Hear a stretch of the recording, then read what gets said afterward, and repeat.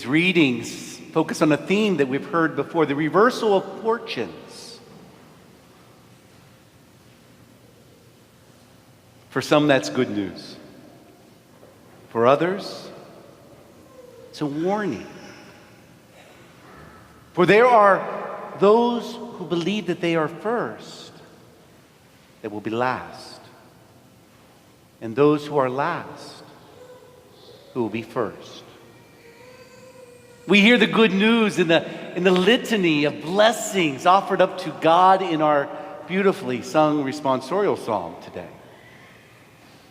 As we are reminded that the Lord secures justice for the oppressed, gives food to the hungry, sets captives free, gives sight to the blind.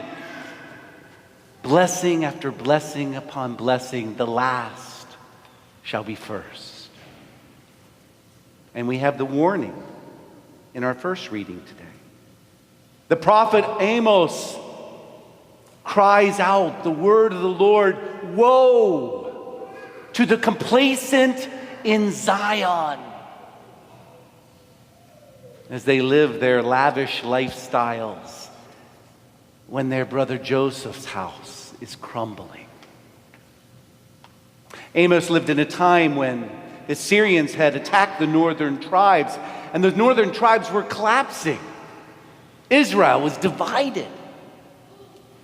And while their brothers were being carried off,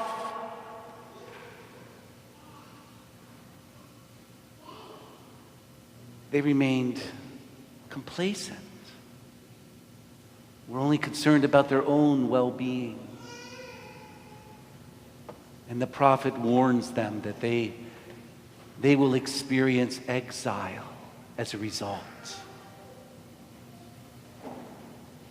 It's reminiscent of Jesus in the Sermon on the Plain, where he cries out in Luke chapter 6, verse 24, woe to those who are rich. You have had your consolation. Woe to those of you who are full. You will be hungry. Woe to you who laugh. You will mourn and weep. There's a millennial-old argument over today's teaching of Jesus. Is this just another parable that Jesus gives us on the way to Jerusalem as he's about to lay down his life for us, that we might have the fullness of life? Or is it a true story? In his parables, he never mentions anybody by name. There was a king. There was a landowner. A man owned a vineyard. There was a man, a woman, a father, 2 sons.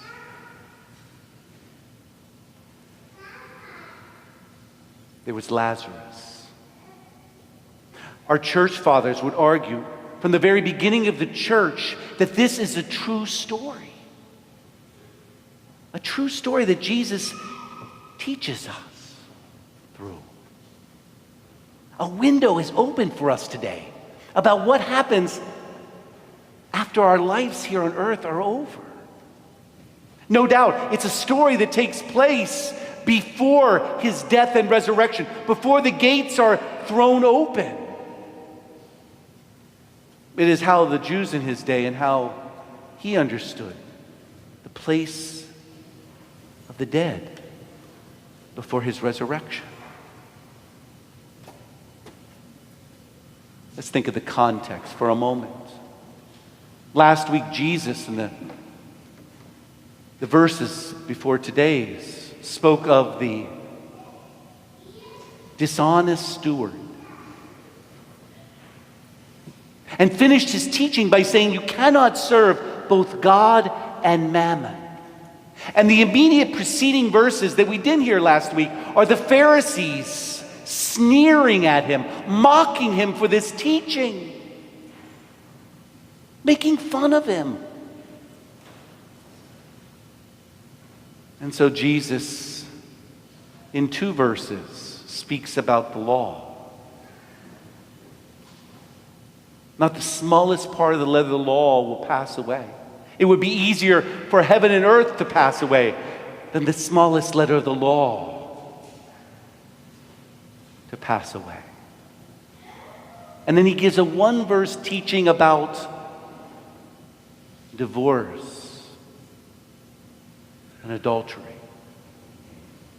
And in the context of it all, I can't help but believe that he's speaking directly to the hearts of the Pharisees who are mocking him at that moment. Those who have been entrusted to pass on God's commandments. Those who have been entrusted with the task of teaching God's people. Those who have been unfaithful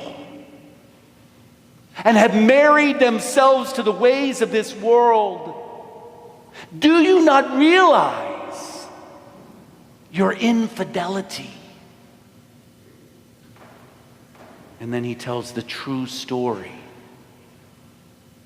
of Lazarus.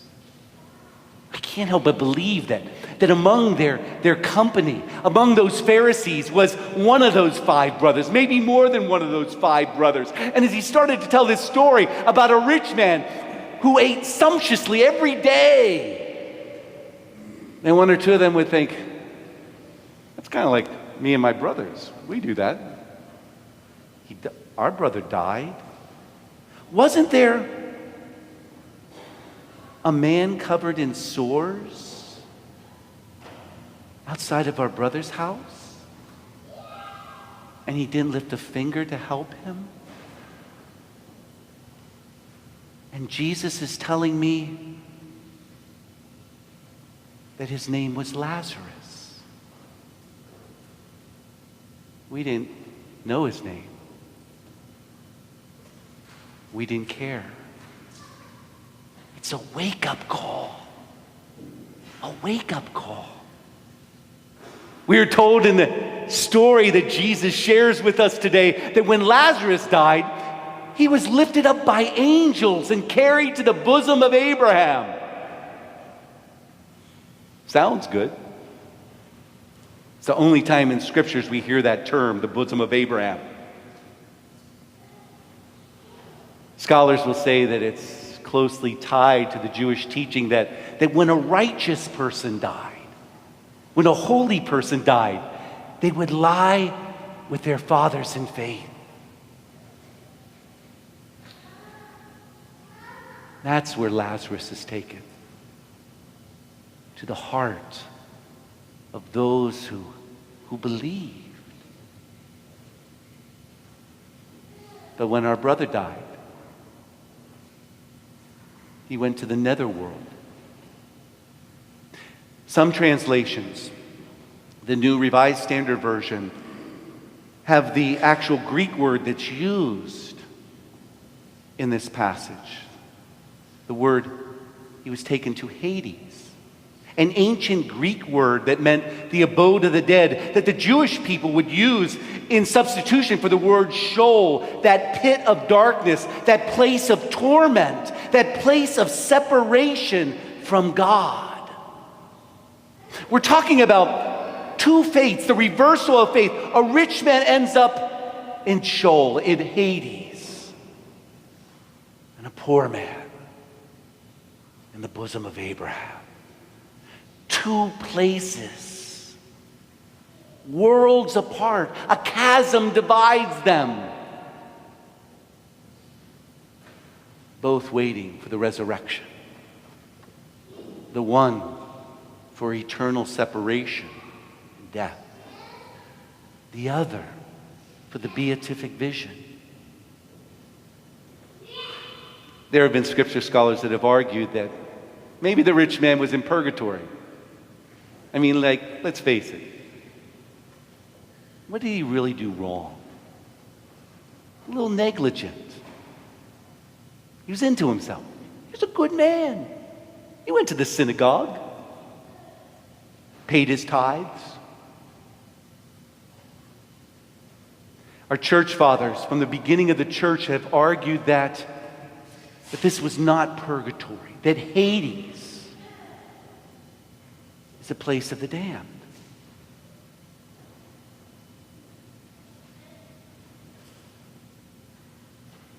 We only need to look at Matthew's gospel in the judgment scene to see the gravity of the rich man's sin.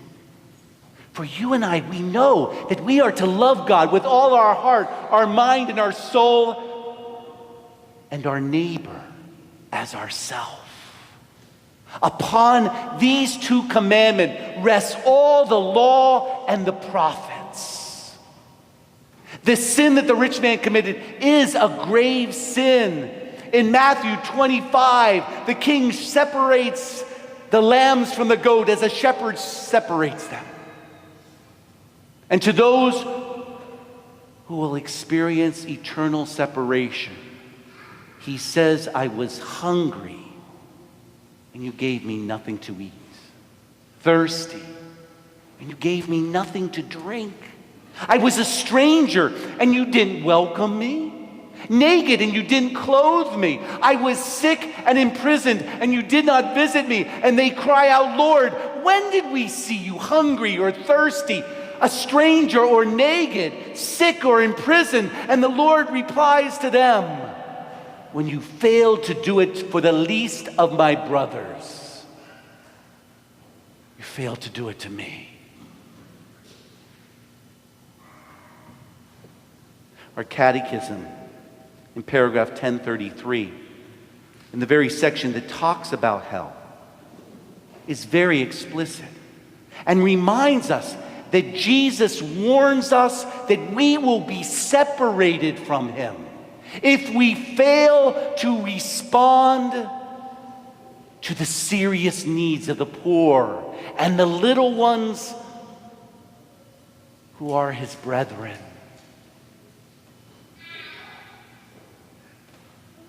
The reversals of fortune. For some, it is good news, just as the Beatitudes are good news. And to others, it's a wake-up call. This is why, as part of a parish, our Friday night community meals are so important to the work that we do. That the work we do through the Vincent de Paul of those coming to our door is so important. That the ministries that you are involved in the larger community, reaching out to those in need, are so important. That our partnership with other ministries through our Tithe the Tithe are necessary, an essential part of the proclamation of the gospel.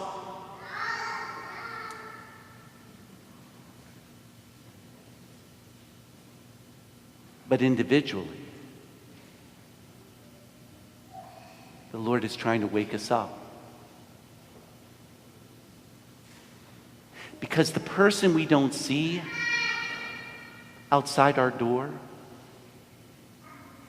the person that's an obstacle to the lifestyle that we've embraced, has a name. Just as the man outside of the rich man's door had a name, and the Lord knows his name. And as his mystical body, conformed to Christ, called to the mission of Christ, we too are to know their name. For we are to see and care for and love our neighbor as we love ourselves.